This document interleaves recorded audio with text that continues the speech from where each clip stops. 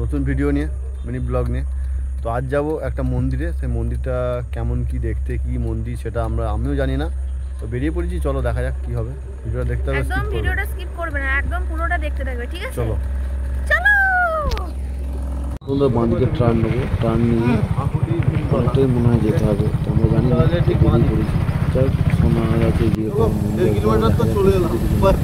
গ্রামের যেমন রাস্তা, মানে রাস্তা দুদিকে গাছপালা, এটা ঐতিহ্য যেটা অনেকেই জানে। এই রাস্তার মধ্যে যে পাস হচ্ছিল প্রতিদিনও মনে পড়ে যাচ্ছিল। কয়েকদিন আমরা সাইকেল করে তো আমাদের অনেকটাই আসতে লেট হয়ে যায়, সঙ্গে সঙ্গে টাইম হয়ে গেছে। এলাকার চলে এসছি আমরা। আর এখানে সামনে দেখতে পাচ্ছি এইদিকে দেখো, ওয়াও, ইতিহাসে অসম্ভব সুন্দর চূড়াটা এখনো পর্যন্ত রয়ে গেছে।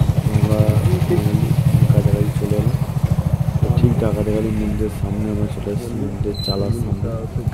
তো এই হচ্ছে ব্যাপার, এখানে অন্ধকার চারদিন হয়ে গেছে বলতে গেলে, তাই গাড়িটা আগে চলে লিপি গাড়ি। তো এখানে গাড়িটা রাখলাম, চল রাখা হলো, রেখে এবার আমরা দেখি। এই হচ্ছে ডাকাতেখালি মন্দির, এখানে বলি হয়। আর এই মন্দিরটা সেই লেভেলের, মানে কি বলবো, একটা মন্দিরের কাছে এলে এক আলাদা অনুভূতি যেটা আমাদের মনের মধ্যে জাগে।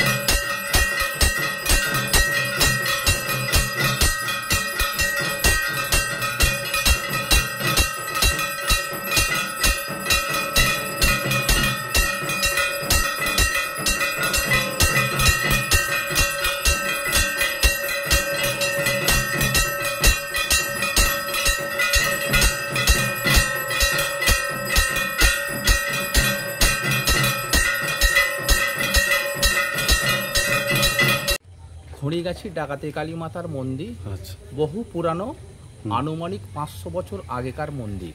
আচ্ছা, সম্রাট আকবরের আমলে বীরাঙ্গনা রানী রায়বাঘিনী প্রতিষ্ঠিত।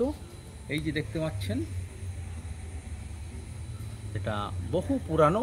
এখানকার যে মায়ের যে ঘরটাই পুরানো হিসাবে আছে, বাকি সব সংস্কার হয়েছে, এখনো কাজ চলছে চারিদিকে।